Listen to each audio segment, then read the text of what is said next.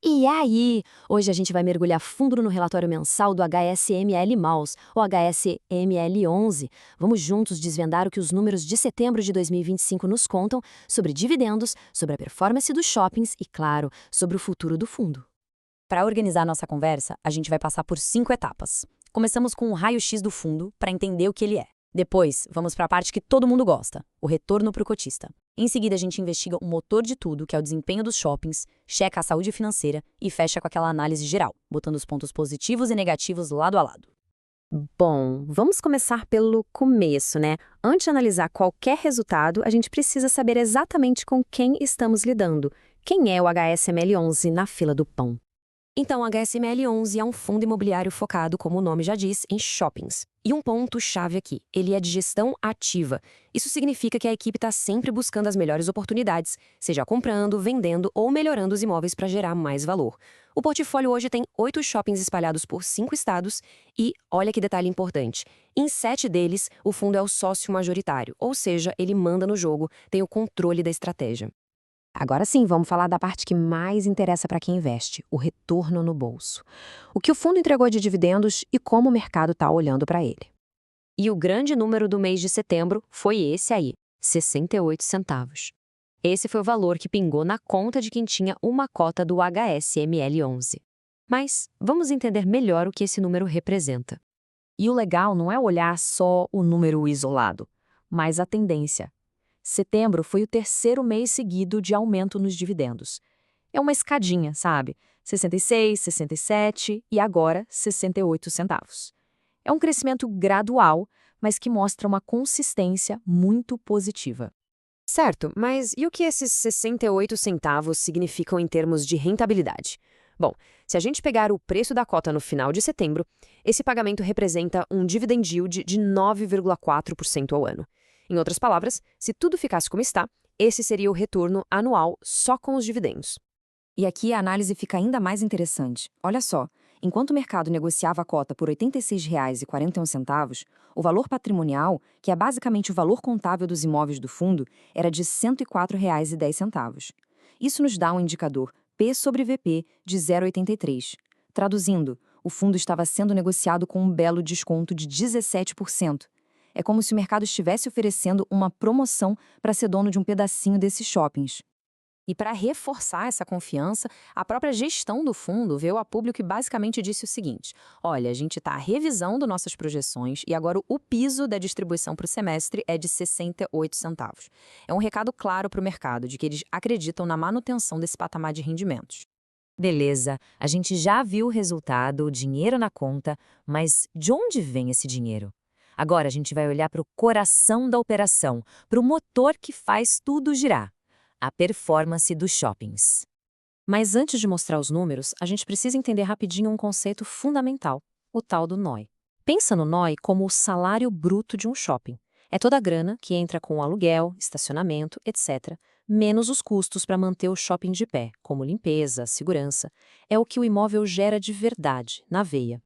Esse painel aqui é como um check-up rápido da saúde dos shoppings. A gente vê que as vendas cresceram 5% e o NOI, que a gente acabou de falar, cresceu 2%, tudo isso comparado ao ano passado. A ocupação está ótima, em 96,6%, ou seja, os shoppings estão cheios. O único sinal amarelo que acende é a inadimplência, em 2,9%. Não é nada desesperador, mas é um número para ficar de olho. E se a gente der um zoom na evolução das vendas, a gente percebe que apesar de uma pequena desacelerada em agosto, que ficou em 5%, o acumulado do ano ainda mostra um crescimento bem forte, de 8%.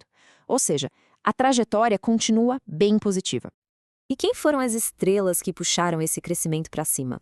O grande campeão foi o Shopping Metrô Tucuruvi, com um aumento de 10% nas vendas.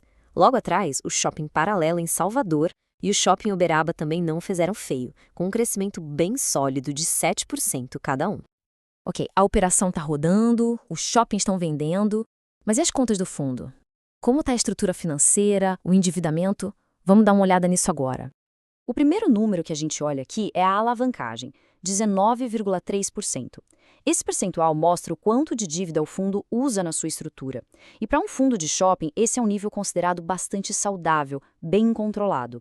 Mas o que é essa tal de alavancagem, afinal?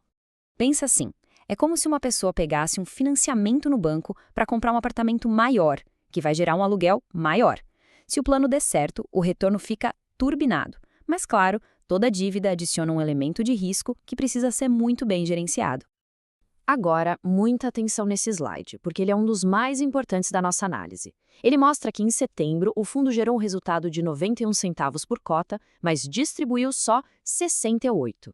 Essa diferença de 23 centavos não sumiu. Ela foi guardada, virou uma poupança, engrossando o caixa de resultados acumulados do fundo. Isso é um colchão de segurança para distribuições futuras. E aí vem a pergunta: como o resultado de setembro foi tão forte, tão acima do que foi distribuído? A resposta tem nome: a venda da participação no Shopping Pátio Maceió. Só essa transação rendeu ao fundo 9,1 milhões de reais, o que dá 43 centavos por cota. Foi um evento não recorrente que deu um belo impulso no resultado do mês. Certo. Com todos esses dados na mão, chegou a hora da gente juntar as peças desse quebra-cabeça e formar um quadro completo do momento atual do fundo. Então, vamos botar na balança. Do lado positivo que a gente tem, a cota valorizou bastante no ano, a liquidez é alta, os dividendos vêm subindo e a ocupação do shopping está excelente. Já do outro lado, como pontos de atenção, a gente vê aquela leve desaceleração no crescimento operacional, a inadimplência que precisa ser monitorada e, claro, o impacto do cenário macroeconômico, com juros altos afetando o consumo. E o mais interessante é que a própria gestão não esconde o jogo. No relatório, eles reconhecem essa perda de fôlego e apontam o culpado, a política monetária do Banco Central, ou seja, os juros altos que tiram o poder de compra das pessoas e encarecem o crédito. Mas, e olhando para frente, a gestora tem uma visão clara. Eles acreditam que a maré começa a virar em abril de 2026, com o início dos cortes na taxa Selic.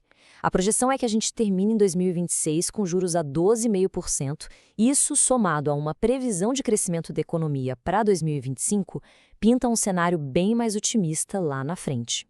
E isso tudo nos deixa com uma reflexão final. Se esse cenário que a gestão desenhou realmente acontecer, com os juros caindo e a economia reagindo, será que essa desaceleração de agora é só um pequeno vale antes de uma nova subida? Pelo que vimos, o portfólio do HSML11 parece bem posicionado para capturar essa melhora. É uma questão para a gente continuar acompanhando.